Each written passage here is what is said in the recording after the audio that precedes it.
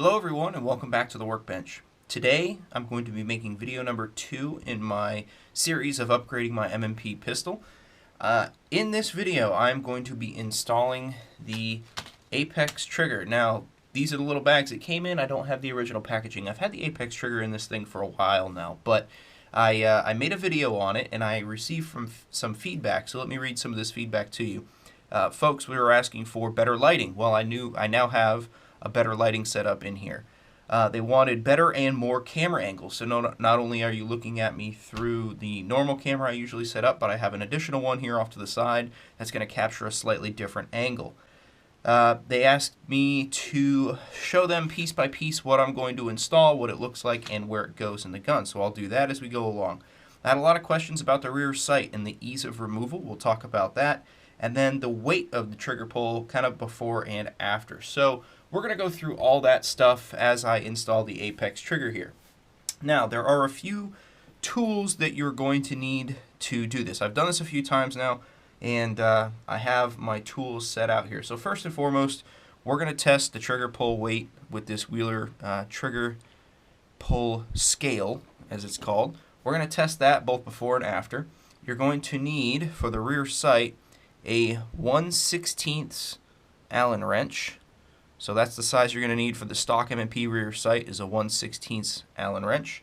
And then lastly, you're going to need a punch. Now the question I received was, what size punch do you use? And to be honest with you, I just used the one that fits. So it looks like I'm using the 1/8 by 4 if I'm reading that properly.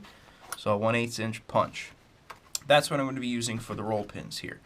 So before I get started, let me take out the tools that I'm going to need. So I need that for the rear sight. I need that for the roll pins. I can set those aside now. There is a tool that comes with the Apex kit here, and this tool is going to be used for your rear sight. When you take it off and when you put it back on, you're going to want this tool, and I'll show you that. So that's another tool we're going to use. Now, depending on what kit you buy from Apex, there are a couple different options, but I got the Apex Forward Set Sear Enhanced kit. So I think it was the AEK kit, and you'll notice there are a few different spring colors in here. The blue is if you have the RAM assist installed. The yellow there, not 100% certain what that is. I think it's actually a slave pin, but or a mock slave pin. And then the green is your duty carry spring. So that green one is the one you use if you want a 5-pound trigger pull in the Apex kit. I'm not going to use these parts. So again, the silver one is the 3-pounder, the one I'm going to use for the trigger return spring. This is the green one, which is the duty carry spring, which is 5 pounds. I had a difficult time finding that information, so I wanted to give that to you here. So let's talk about the parts I am going to be using. Parts I am going to be using, I'm just going to dump right out here and we'll go through them. Okay, so first and foremost, of course, you've got the trigger. This is the whole reason I bought the kit, that and the fact that it lightens it up. So that's the trigger. The next is this tiny little spring. Now there's two different size springs here. This one is going to be for your striker block plunger. We'll get to that. And then this one here is going to be for your sear. And I will show you the install of that, of course. So the beautiful part about this mat is I can kind of set these pieces in groups. I've got the upgraded plunger here, which I'll show you. And that is going to go in the slide along with the longer spring. This is the silver trigger return spring I was talking about. So that's going to go with the trigger itself. And this is the new sear. So that's going to go with the shorter, fatter spring.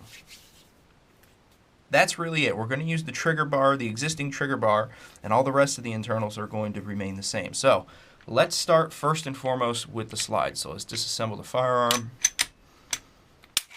We can set our frame aside for now. If you don't have one of these Lyman mats, I really recommend it. Okay, so this is what we're going to be removing, is that plunger right there. And it's a very simple removal and install. Now, in my earlier Apex trigger install video, people were asking me about this rear sight removal. And there were a couple comments on it. First of all, this is the stock rear sight that came with the M&P pistol. They wanted to know, was it really that easy to remove that rear sight? And the answer is yes, and I will show you on this pistol in particular how simple it is to remove this rear sight. So again, I've got my 1/16 Allen wrench. I just break that free, and it literally, if I unscrew it a little bit more, and I'll show you why I've got to unscrew it just a little bit more once I get it off, it'll literally just slide in either direction. Let me get this tool here.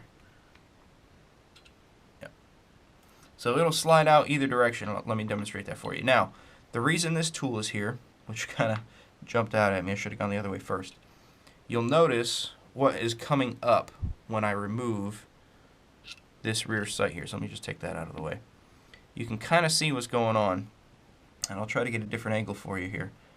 But the spring, the long spring, sits beneath this metal disc. Do not lose this tiny, thin metal disc. You will kick yourself for it. I'm not certain if it's magnetic. Let's test it. I do have a magnet in here. It is not magnetic. So if you drop it, don't expect a magnet to help you find it. Keep it in a safe space. In this case, I'm going to put it right over here because I'm going to reuse that. I'm going to take my little bag that I dumped all my parts out of, and I'm going to use this as my stock M&P trigger parts kit in case I ever want to go back to stock. Alright, so first things first, we've removed our rear sight. Yes, it was that easy. I'll show you that here in a second as well. Here's our original long spring. Here's our upgraded long spring. Slight difference to them you can notice. The stock one is longer and of a slightly different color. The new one is shorter and silver. So we'll set that off to the side. And the plunger, which you could just fall out, but you can also just use the punch and push it from the inside of the slide to the top of the slide. So from bottom to top, set our slide off to the side here. Now the plunger, it's tough to see on camera, and I do apologize, but the real big difference with these plungers, the stock one is on this side. Whoops, they're tiny pieces. Stock, upgraded. Now, it's going to be tough for you to see, but you might be able to catch this. It might come through in video.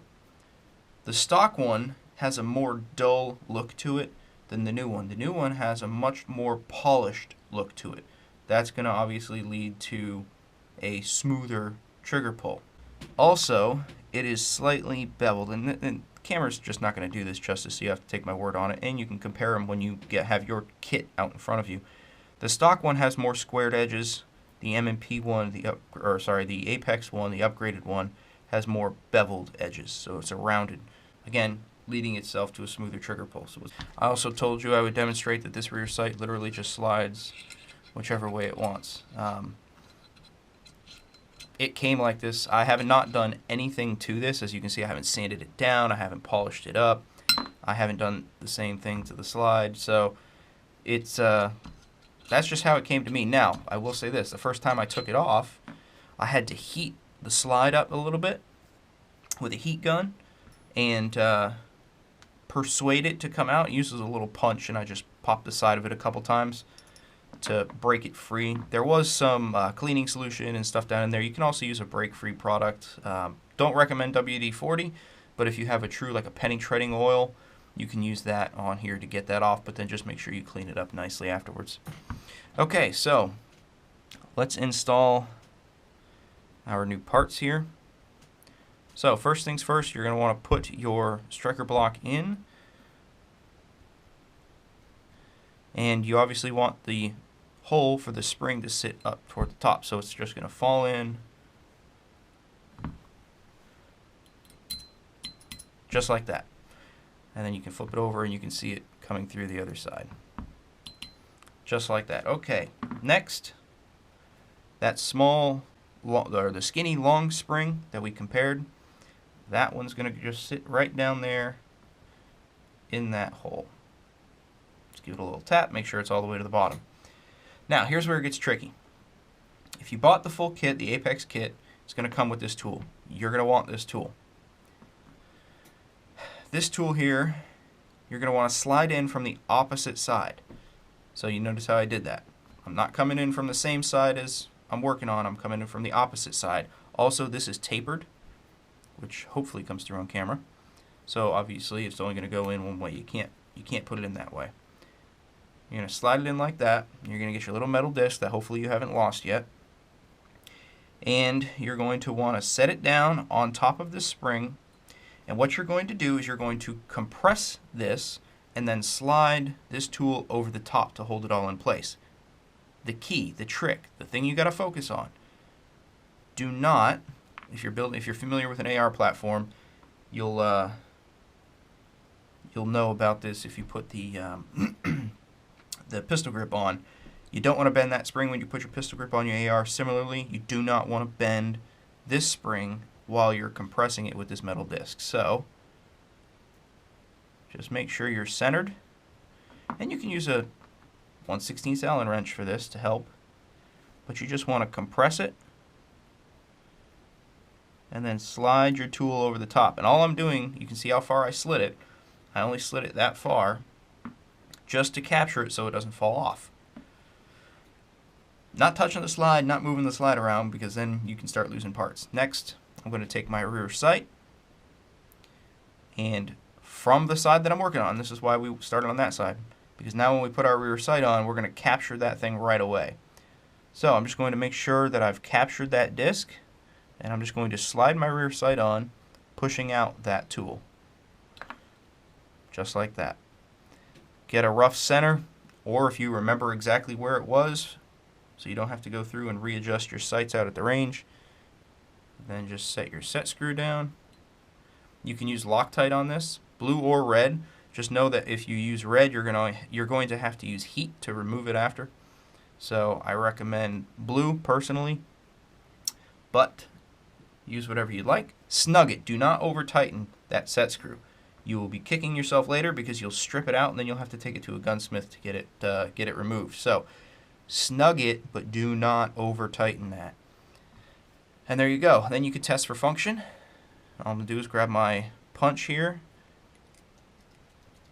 It functions properly. Now I'm going to try to bring my striker forward. I cannot see the firing pin come through, but if I depress the plunger or depress the striker block and then push the striker, I can see the firing pin come through. Alright, there you are. You are done with the slide portion of the Apex trigger install.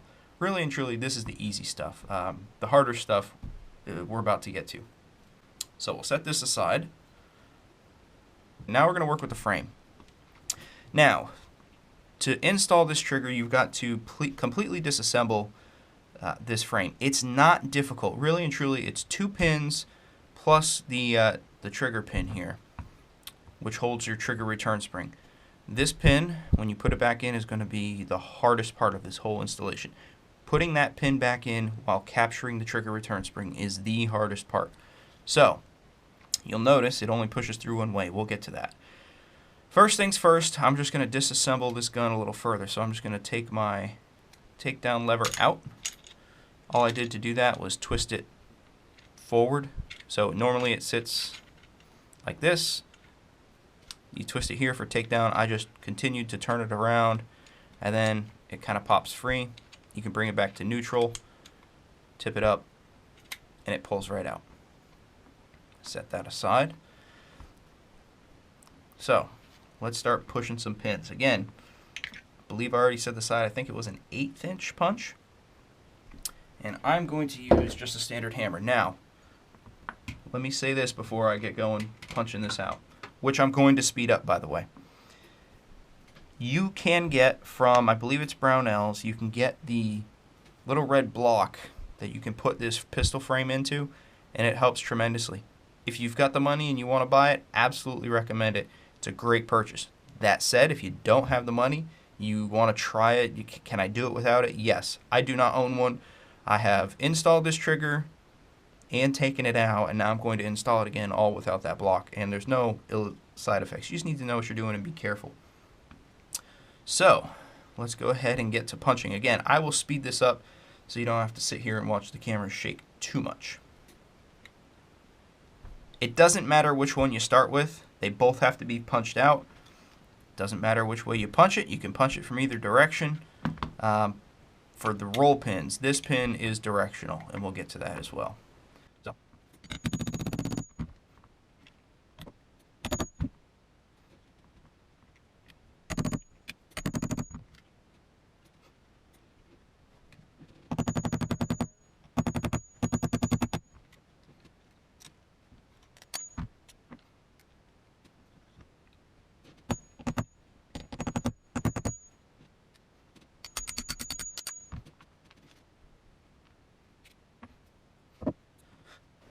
Okay, so as you can see, it didn't take too long to punch those out. I've done it before. Typically what I would recommend, if you don't have that block you can set the pistol in, you can start them on a true hard surface just like this.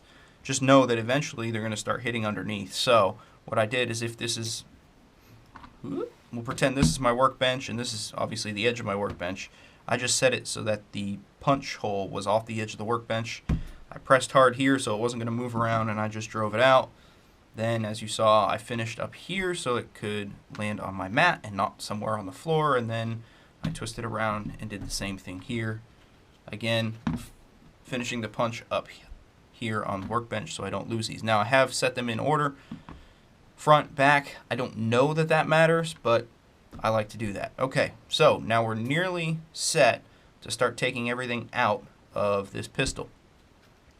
In terms of all the internals, there's one last pin we need to take out, and that is this pin right here. I said before it was directional. You're going to want to push it. If you're holding the pistol and you're looking at it from the back, as if you're looking down the sights, you're going to want to push it from the right to the left. Now, you'll see it's fatter on this side right here than it is on this side right here. So really and truly, even if you tried to push it from this direction, it's not going to go very far.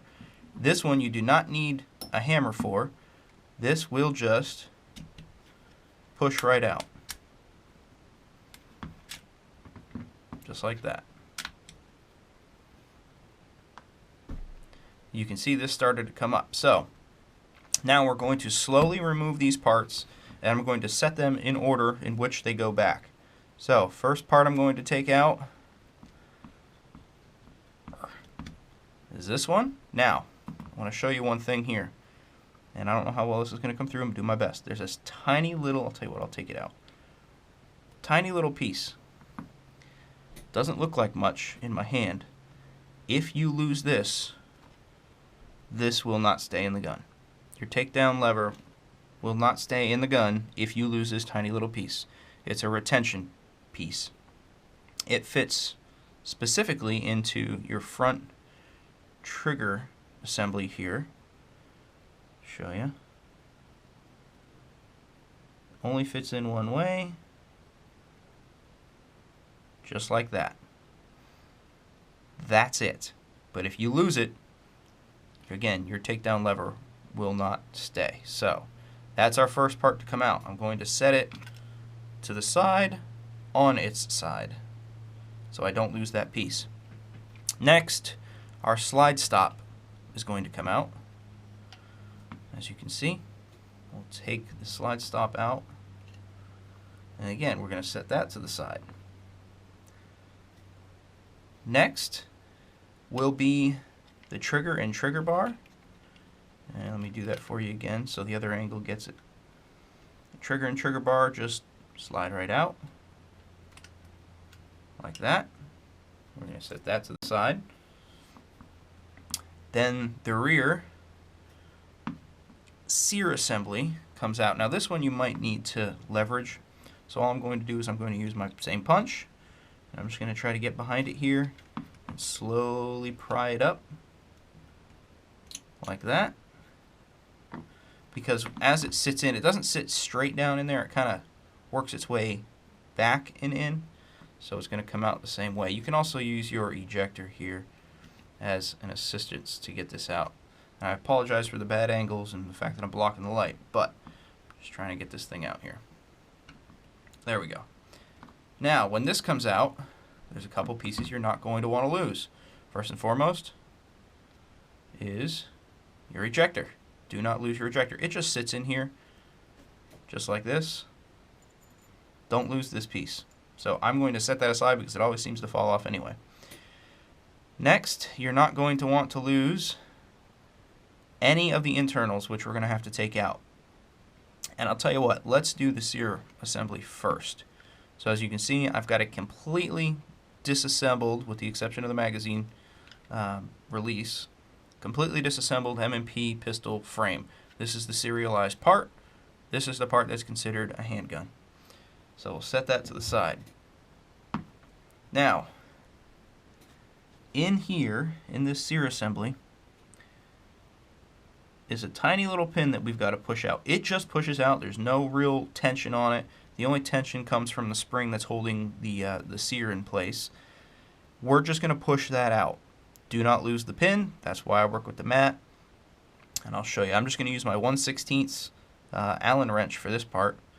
And I'm going to push that silver pin right there. Now, looks like there's two. You don't want to push this one. This one controls the part that helps you disassemble your gun. You want to push the one that kind of sits on the top. And I'm just going to push it. Doesn't matter which direction you push it, either way. Slowly and surely, it just pops right out. Now, you'll notice I left the Allen wrench in there. That's because underneath this sear is a spring that we're going to replace. We have a replacement spring for it. If I take this Allen wrench out, it's possible that the sear and the spring could go flying. I don't want that, obviously. So I'm going to slowly remove the Allen wrench as I capture everything with my finger so that it doesn't go flying. Now I'll show you what comes out. So first and foremost, we've got our sear. And as I flip this over and just tap it, we've got a couple parts that come out here. There's a spring, but on top of the spring is this tiny little plunger, I guess, if you will. Do not lose any of these parts. These are all the parts, well, specifically that one and this one are the parts we're going to reuse. We have a new sear, we have a new spring. Do not lose these two tiny little parts.